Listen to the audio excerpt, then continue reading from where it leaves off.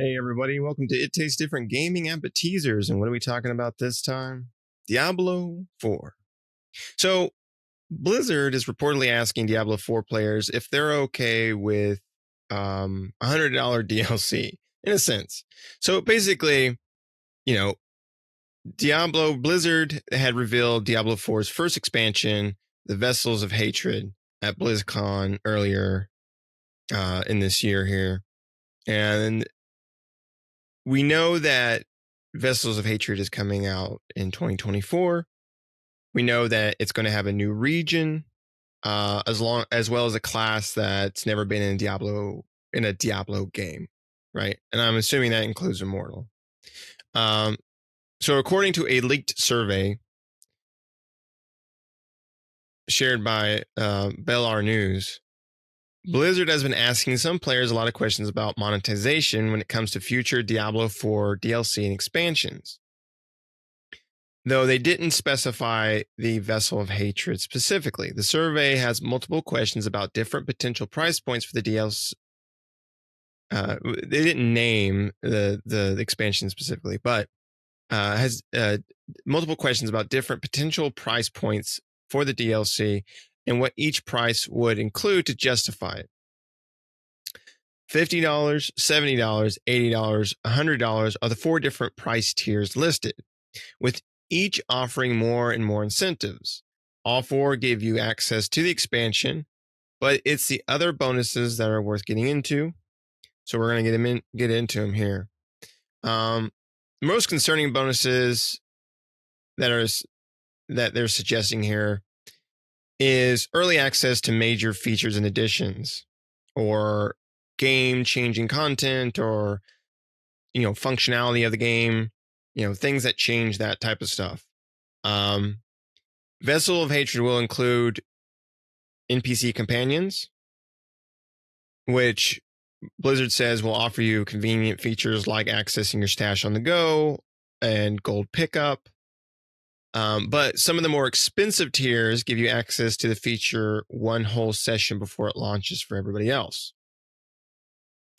Some other suggestions include more stash space than the standard version, as well as early access to unique pieces of gear and even legendary aspects.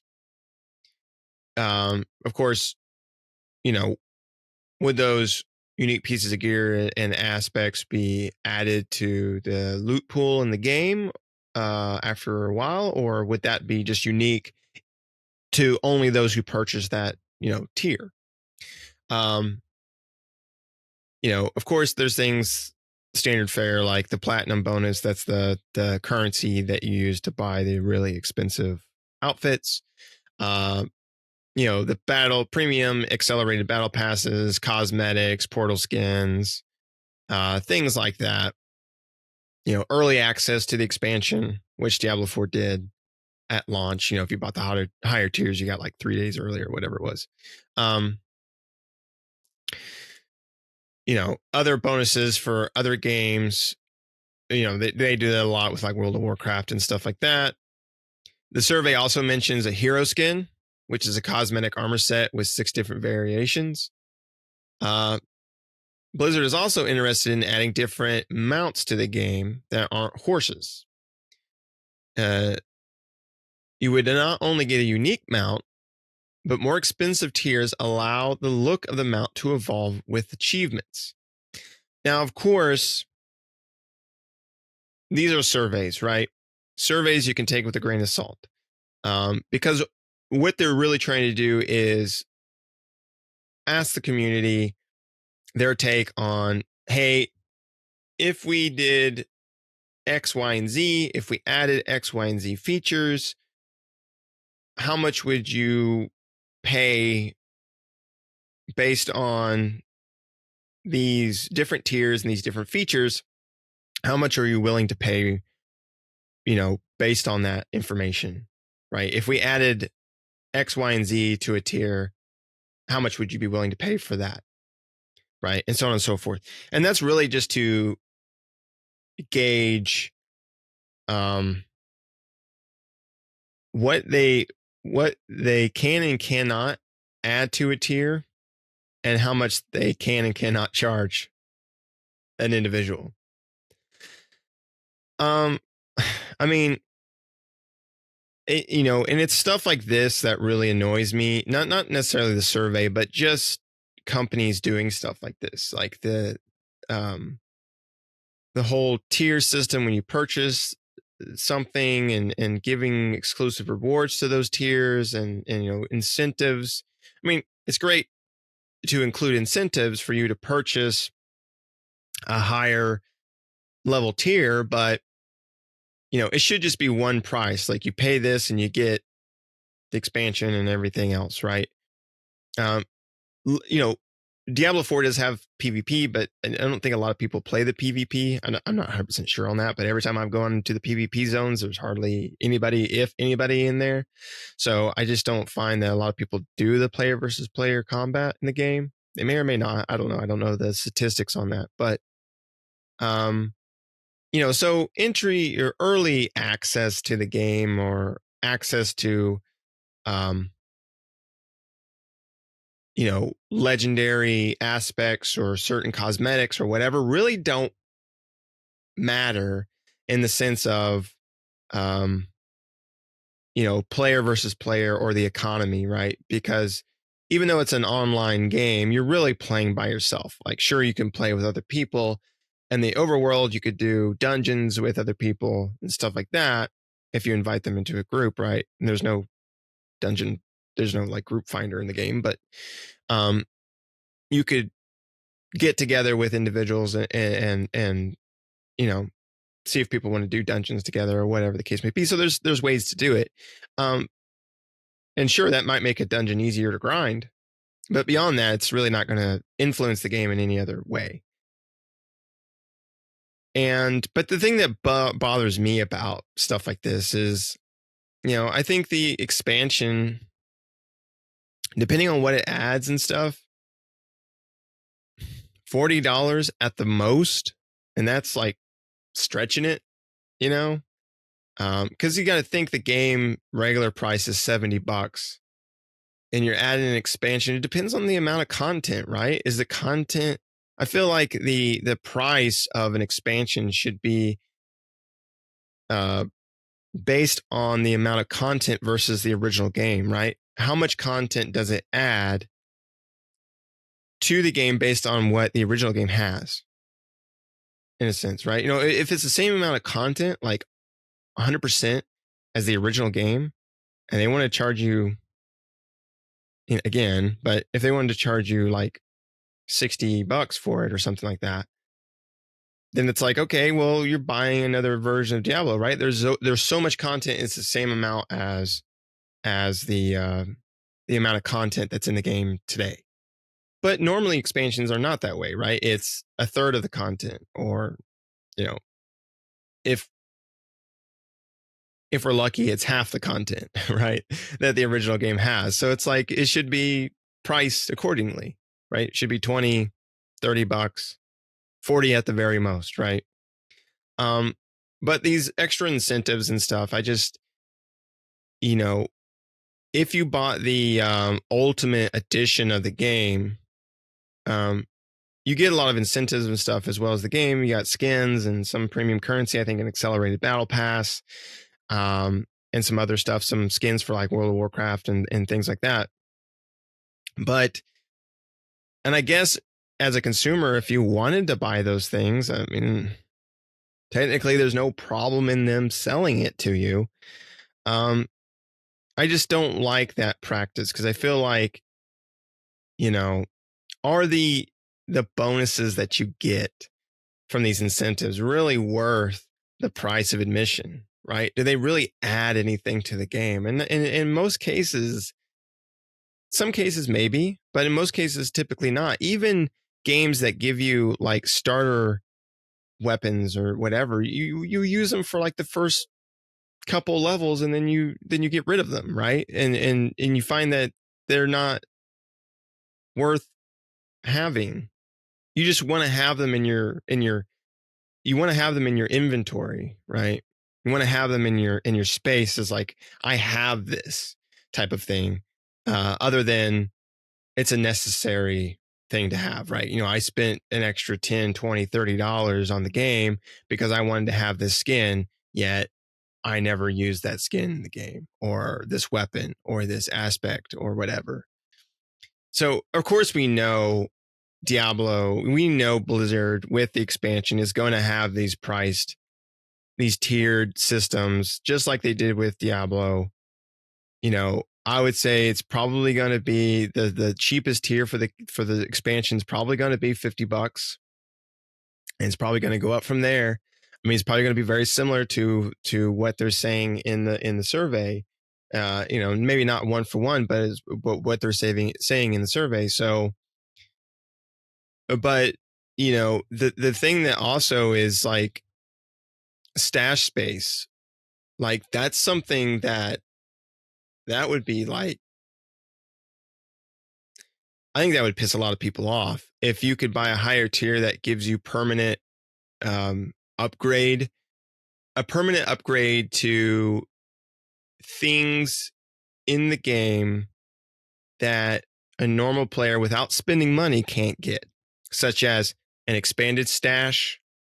What are they going to do with NPC companions? Are those going to be, maybe they probably have free companions, but the free companions don't do jack unless you buy like the premium companion, right? And then that's when they start nickeling and diming you for every little thing in the game. It's like if you've ever played Star Wars, the Old Republic, the MMO, right? I mean, they nickel and dime the crap out of that. Now, it is a free to play game. It wasn't when it came out, but it is now. They do have a subscription model.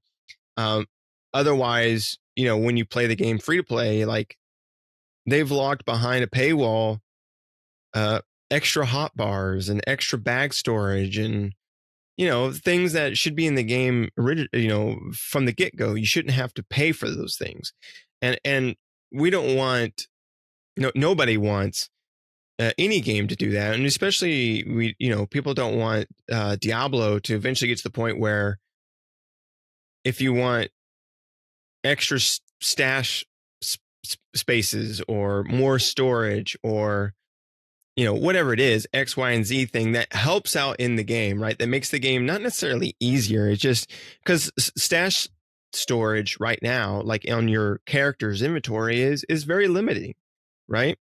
It doesn't take long with the amount of crap that drops from enemies. It doesn't take long to max out your storage capabilities on your character and then have to port back to town in order to dismantle or put stuff in your stash or anything like that. So, an expanded storage compartment where you can hold more things while you're out and about fighting demons and doing dungeon runs and stuff would just make the game, like, its quality of life better for the player, right? Because there's times where I do want to go back to town to do certain things, but there's times where I'm like, I feel like I'm forced to go back to town because I'm my inventory is full, and not necessarily because I want to go back to town, right? I'm like, I would kind of like to do another dungeon or continue on this hell tide or whatever, but I can't because I've ran out of room for storage, so I need to go back into town, right? So that's something we don't want to see. I mean, we'll have to see what they end up doing. Again, these surveys are just for them to gauge the audience and kind of get feedback. Of course, they're going to do something like this, but what level of dickishness are we going to get? Right? That's yet to be seen. But once the game gets closer and they start promoting it and promoting like pre-orders and stuff like that, then we'll know for sure what they've tacked in there. Just I love Diablo, and I love Blizzard, but Blizzard and Diablo, or Blizzard as a company in general, is just not. It's a shell of what they used to be, and these big games like this that we used to love back in the day, it's just not the same, right? Diablo 4 is an okay game. It's better than it was on release, but it still has a lot of improvements that it needs. And, besides grinding to 100, there's really not much to do once you hit once you get past level 50. And so far we've had 2 seasons, and both seasons have been just okay. I think the season of the vampire, the one that's going on right now, or season of the blood, or whatever it's called, I think it's a better season than the first season. But I still don't think it's a great season, right? I think it's better, but that wasn't saying much because the first season was kind of meaty. It was very mid or below mid, right? And this one's more like, it was below average, and this one's more like average as in being just okay. So they really need to make a lot of improvements, especially to the end game. Like I feel like once you get level 50 in the game, like it's a lot of fun leveling up to 50. But once you hit 50 in the game, going from 50 to 100 is just a big, long grind that I don't find all too particularly fun myself. It just feels like busy work. Like I'm just trying to do my best to get to 100 as quickly as I can, the fastest way possible, just so I can level a character out and be like, okay, it's 100. I'm done now. Right? I'm finished. Which I have no level 100 characters. But I'm working on it. I'm trying to get at least one character to 100, just to say I did it, right? I know I'm probably stupid for that, but whatever. It is what it is. So, I still have hopes, high hopes for the game, that the game will end up being really fun and worth playing. I think it is in a casual atmosphere that it's a fun game to play, but for those people that like to play a lot and grind characters out and find gear and things like that, it just doesn't have it doesn't have that lasting power like Diablo 2 or 3 had, or 3 eventually had, with the seasons and stuff. It's lacking a lot. So we'll see when the Vessels of Hatred come out. We'll see what type of tiers they end up doing for this. Hopefully stuff that, again, is not it's not just tied to buying the tier, right? If you can get X, Y, or Z in game, or let's say what they'll probably end up doing is you can't get X, Y, and Z in game, but you can buy them from the store, right? And that's where we have a problem. That's where we begin a problem, where then they say, okay, well, these aspects you can only get them by buying them on the store. Well, the aspects on the store are going to be great aspects, meaning that the aspects in the game are going to start to dwindle in their effectiveness, right? And what they can do. And, you're going to have your bare bone basic aspects that you can get in the game, or you're going to have your premium aspects, which you have to buy from the store. And it could be the same thing with mounts, right? All mounts are the same. They just look different. If they add different mounts, that, it's whatever, like lizards or whatever the hell they want to add. But what if the new mounts, the premium mounts, the store mounts, are faster?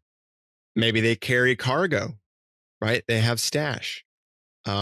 Maybe they can, they do some sort of attack, right? Doesn't do a lot of damage, but they do an attack, like something like that, right? I don't know. They could do stuff like that, right? For those, they could. Hopefully, fingers crossed that they don't, but they could definitely do that, and they could tie it all to the store. And so if you really want the best the game has to offer, the game went from, if you bought it just regular price, went from a $70 game plus expansion, which they're probably going to charge 60 for, if I were to guess. I mean, maybe 50. So, and then having to buy all the premium content from the store in order to actually play the game effectively enough. If they went that route, an individual could be spending $200. That's plus the game expansion and all the premium stuff, like $200 overall for this game, just to be able to play it how it should be out of the box, right? And that type of a la carte micro transaction crap is a real pain. It's really disappointing. It's really disappointing to see, especially from a beloved developer such as Blizzard. This may be coming from Activision, who knows? But just seeing them trying to not make it almost feels like with a lot of these games from these big publishers and developers is like they're not trying to make the best possible game. They're just trying to make a game good enough that they can microtransaction the shit out of, right? Like how many microtransactions can we fit into this box? Like let's make a shell, right? And then fill it full of microtransactions. That's basically what I feel like a lot of these bigger developers are doing, publishers or whatever are doing nowadays with these big games, these big franchises. And it's sad to see. I don't like to see that type of stuff. Make a full-fledged, fully featured, balls to the walls, like awesome game. And then if you want to sell some skins and crap on the shop that people can buy, sure, go for it. But, don't build your game around microtransactions, right? It's like sitting down and be like, all right, guys, we're going to create a new game today. Step 1, microtransactions. Let's list these out, see what we can sell, and then we'll build the game around that, right? And that's where I feel like, you don't have a good game. You just have a game that's good enough to sell the stuff that you're wanting to sell to the player, right? So it's sad to see, but we'll have to see. Hopefully this game turns into being a masterclass at some point in time. We'll have to see what the expansion does and what the expansion adds and, what it doesn't add. Extra storage space, things like that would be bad to have tied to a tier system or tied to possibly just the premium shop or something like that. So we'll have to see what they do. But anyway, let us know down in the comments below. Are you still playing Diablo 4? Are you looking forward to the expansion? And what do you think of this survey and companies doing stuff like this? Would you buy a $100 tier if they added, additional stash spaces and early access features and legendary aspects and things like that to it? Would you spend the $100 for that stuff? Or would you tell them to go to Tristram? I don't know. Anyway, let us know down in the comments below. Other than that, thanks for watching, everybody. Make sure to like the video. To Tristram. That was the stupidest thing. Make sure to like the video. Make sure to subscribe if you're not already. Help us out. Do us a favor. If you liked it, if you enjoyed the content, help us out. Hit that subscribe button. Become a subscriber on the channel. That really helps us grow the channel so that way we can continue to make more and better content in the future as we continue to grow this and we talk together about games and the gaming community and gaming companies and all that good stuff. Also, make sure to hit the bell notification to stay up to date with new videos that we do all the time, and we'll see you next time.